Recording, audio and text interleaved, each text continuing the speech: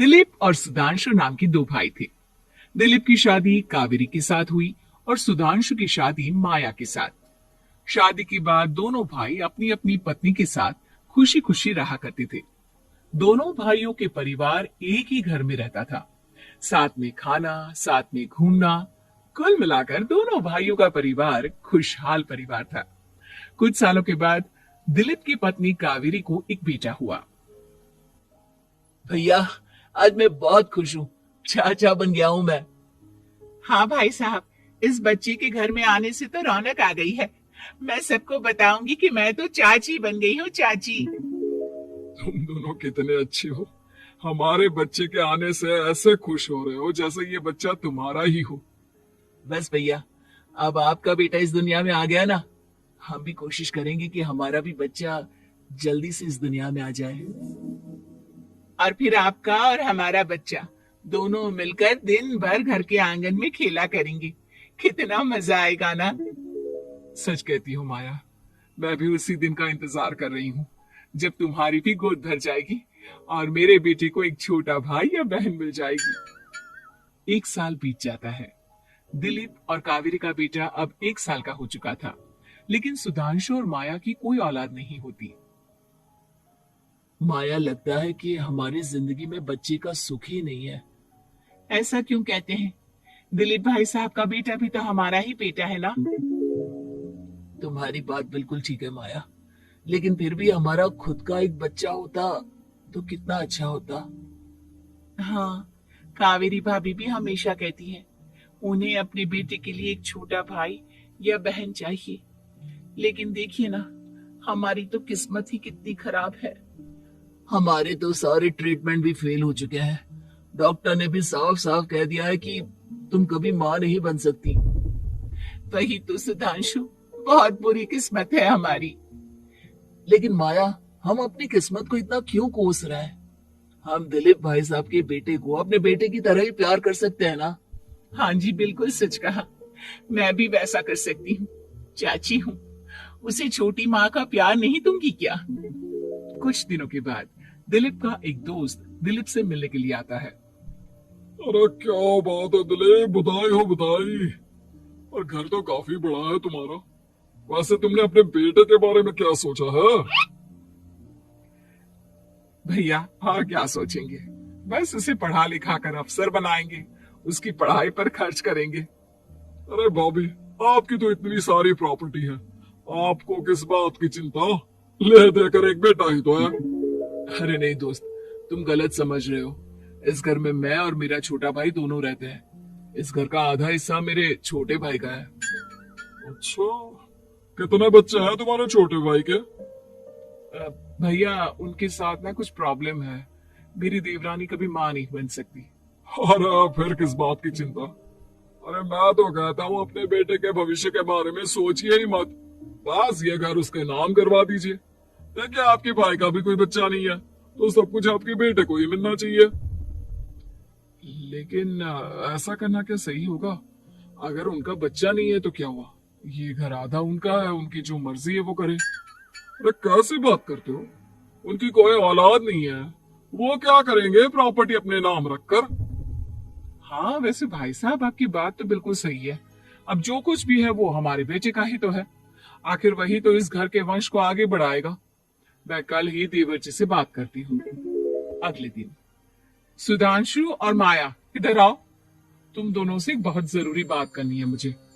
बताइए ना भाभी, क्या बात है? आपको कहीं जाना है तो आप अपने बेटे को मेरे पास छोड़कर जाइए। मैं ही पूरा दिन रख लूंगी उसे। अरे नहीं माया, वो तो मुझे पता है। मैं किसी और चीज के बारे में बात करना चाहती हूँ। बताइए ना भाभी, क्या बात है? देखिए देवर जी, आपका कोई बच्चा है नहीं, लेकिन मैं जानती हूँ कि आप हमारे बेटे को अपने बेटे की तरह ही प्यार करते हैं। भाभी, बेटी की तरह नहीं, वो हमारा ही बेटा है। मेरे लिए तो वो मेरा ही बच्चा है। वही तो फिर क्यों ना ये सारी प्रॉपर्टी हम मेरे बेटे के नाम करवा दे, क्योंकि तुम्हारा हो या मेरा, हम सबका एक ही तो है बेटा। लेकिन भाभी, अभी तो वो सिर्फ 1 साल का है। अभी से प्रॉपर्टी उसके नाम करवाने का क्या मतलब है? देखिए देवर जी, जो काम जितना जल्दी हो जाए ना उतना अच्छा। आने वाले वक्त का क्या भरोसा। भाभी भरोसा क्यों नहीं, हम तो हमेशा आपकी बेटी को माँ बाप की तरह ही प्यार करेंगे। हाँ, लेकिन फिर भी मैं चाहती हूँ कि ये सारी प्रॉपर्टी मेरे बेटे के नाम हो जाए। अब मुझे नहीं लगता तुम दोनों को इसमें कोई भी परेशानी होगी, है ना? भाभी वैसे तो आप जो कह रही हैं वो बहुत जल्दबाजी है, लेकिन फिर भी अगर आपको ऐसा लगता है तो ठीक है, कल ही प्रॉपर्टी के पेपर बनवा लीजिए, मैं और माया उस पर साइन कर देंगे। इस तरह से अगले दिन प्रॉपर्टी के पेपर बनवाकर सारी प्रॉपर्टी दिलीप और कावेरी के बेटे के नाम पर करवा दी जाती है। कुछ दिनों के बाद सुधांशु, सुबह सुबह ये कौन लोग आ गए तुम्हारे घर पर? भैया वो ऊपर वाला कमरा खाली पड़ा था ना, सोच रहा था किराएदार रख देता हूँ। लेकिन किराएदार रखने से पहले आपने हमसे पूछा भी नहीं। भाभी इसमें आपसे पूछने वाली क्या बात थी, हमें एक ही कमरे की जरूरत थी, इसलिए सोचा दूसरा कमरा किराए पर दे देते हैं, कुछ इनकम हो जाएगी। अरे माया, ये सारी प्रॉपर्टी अब मेरे बेटे के नाम पर है और यहाँ पर जो कुछ भी होगा उसके लिए तुम्हें मेरी या दिलीप की परमिशन तो लेनी पड़ेगी ना।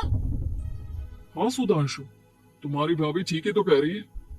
अब देखो, तुमने खुद अपने हाथों से ये प्रॉपर्टी हमारे बेटे के नाम की है, वह अभी बहुत छोटा है, तो इस घर से रिलेटेड सारे फैसले तुम्हें हमसे पूछ कर लेने चाहिए। भाभी हमें तो लगा था कि आप हम लोगों से बहुत प्यार करती हैं, लेकिन आप तो हमारे साथ भेदभाव करने लगी। अरे, इसमें भेदभाव करने वाली क्या बात है? और मैंने कौन सा तुमसे कुछ गलत मांग लिया? अरे ले देकर मेरा बेटा इकलौता इस पूरे वंश का वारिस है, सब कुछ उसके नाम है। तुम्हें इस बात से जलन क्यों हो रही है? भाभी माया को जलन नहीं हो रही, वो तो बस ऐसे ही कह रही थी। सब जानती हूँ मैं, इसकी खुद की तो कोई औलाद पैदा नहीं हुई, बस इसीलिए जब देखो तब मेरे बेटे पर बुरी नजर डालती रहती है। देखो माया, कावेरी तुमसे बड़ी है, वो जैसा कहती है वैसा करो। और वैसे भी इस घर पर अब तुम लोगों का कोई अधिकार नहीं है, वो तो हम लोगों की भलाई समझो जो तुम्हें अभी तक यहाँ रहने दिया है। भैया आप इतने कैसे बदल गए? इस प्रॉपर्टी ने आपके दिल से हमारे लिए प्यार पूरी तरह खत्म कर दिया है क्या? इसी तरह वक्त बीतता जाता है और देखते देखते दिलीप और कावेरी का बेटा प्रणव 25 साल का हो जाता है और उसकी नौकरी लग जाती है। पापा आज मेरा अपॉइंटमेंट लेटर आ गया है, मैंने सिंगापुर में जॉब ज्वाइन कर ली है। लेकिन प्रणव, विदेश में नौकरी करने जाने से पहले तुम्हें कम से कम अपने मम्मी पापा से एक बार पूछना चाहिए था ना। इसमें पूछने वाली क्या बात है माँ, मैं सिंगापुर जाकर जॉब करना चाहता हूँ तो करना चाहता हूँ। देखो प्रणव, हमने तुम्हारे लिए इतनी सारी प्रॉपर्टी यहाँ पर रखी हुई है, उन सब का क्या होगा? यहाँ रहो, बिजनेस करो। सॉरी पापा, मैं यहाँ रहकर कोई बिजनेस नहीं करने वाला, और ये जितनी भी प्रॉपर्टी आपने मेरे लिए संभाल कर रखी है ना, ऐसे ही किसी को दान में दे दीजिए, क्योंकि मैं सिंगापुर से वापस इंडिया आकर कभी नहीं रहने वाला। दिमाग खराब हो गया है तेरा, जानता नहीं तेरी वजह से हमने तेरे चाचा चाची से लड़ाई करके पूरा घर तेरे नाम करवा दिया था। हाँ तो ऐसा करने से पहले आपको सोचना चाहिए था ना। और मम्मा, मैं तो वैसे भी उस वक्त 1 साल का था, मेरा इस मैटर से कोई लेना देना नहीं है। कैसी बात कर रहा है ये लड़का? अरे तेरी वजह से अपने छोटे भाई से दुश्मनी लेकर बैठा हूं मैंने तो उसे घर से भी निकाल दिया। जानता नहीं तू, बाजू वाले घर में एक छोटा सा कमरा किराए पर लेकर रहते हैं तेरे चाचा चाची, और ये सब मैंने तेरे लिए किया। देखिए पापा, आपने जो कुछ भी किया अपने लिए किया। मैंने आपसे कब कहा था कि मुझे ये प्रॉपर्टी और घर चाहिए? और वैसे भी अपने भाई के साथ इस तरह का बिहेव करके आपने कोई अच्छा काम तो किया नहीं। तू सही कह रहा है बेटा, हमने तेरे चक्कर में अपने छोटे भाई जैसे देवर और बहन जैसी देवरानी को इस घर से निकाल दिया। बहुत बड़ी गलती हो गई मुझसे। ठीक है मॉम, तो अब आप अपनी गलती सुधारो, लेकिन मुझे तो फॉरेन जाना है, मैं वहीं जाऊंगा। अब आगे क्या करना है ये आपका डिसीजन है। और प्रणव सिंगापुर जॉब करने के लिए चला जाता है। कुछ दिनों के बाद जब दिलीप और कावेरी को अपनी गलती का एहसास होता है तो वो सुधांशु के घर पहुंचती है। सुधांशु, माया, हमें माफ कर दो, हमसे बहुत बड़ी गलती हो गई। क्या हुआ भाभी? आज इतने सालों के बाद अब हम गरीब लोगों के घर क्या करने आई हैं? भाभी, हमने तो खुशी खुशी अपने भतीजे को सब कुछ दे दिया, अब हमारे पास कुछ भी नहीं बचा है। भाई मुझसे बहुत बड़ी गलती हो गई, जो तेरे जैसे भाई को मैंने प्रॉपर्टी के चक्कर में घर से निकाला, और जिसके लिए मैंने ये सब कुछ किया वो खुद ही विदेश चला गया। भैया भाभी, जिस बेटे के लिए आपने हम लोगों को इतनी तकलीफ दी, आपस के प्यार को बिगाड़ा, जब वही आपसे दूर चला गया तो आपको इस बात का एहसास हुआ। लेकिन माफ कीजिए, अब हम आपके साथ रहने के लिए उस घर में नहीं आ सकते। नहीं नहीं माया, ऐसा मत कहो, मुझसे बहुत बड़ी गलती हो गई, प्लीज वापस चलो, मैं वो घर फिर से तुम्हारे नाम कर देती हूँ। भाभी, मैं उस घर का क्या करूंगी? किसके लिए? मेरा कोई बच्चा नहीं, मैं तो बस जिंदगी भर आप लोगों के साथ प्यार से रहना चाहती थी, प्रणव को अपने बेटे की तरह प्यार करना चाहती थी, लेकिन आपने मुझसे वो अधिकार छीन लिया। भाभी और भैया, एक सवाल पूछना चाहता हूँ आप लोगों से। जो बच्चा कुछ ही दिन पहले दुनिया में आया हो, जिस बच्चे के भविष्य का आपको पता ही ना हो, उसके लिए अपने पुराने रिश्तों को तोड़ देना, अपने सगे रिश्तेदारों से दुश्मनी मोल लेना, उनके साथ झगड़ा करना, उनकी बेइज्जती करना, क्या ये सही है? कम से कम हमें सही वक्त का इंतजार तो करना चाहिए ना। सिर्फ प्रॉपर्टी के लिए अपने सगे भाई को घर से निकाल दिया, वो भी अपने 1 साल के बेटे के लिए। क्या ये वाकई में सही था? जवाब दीजिए।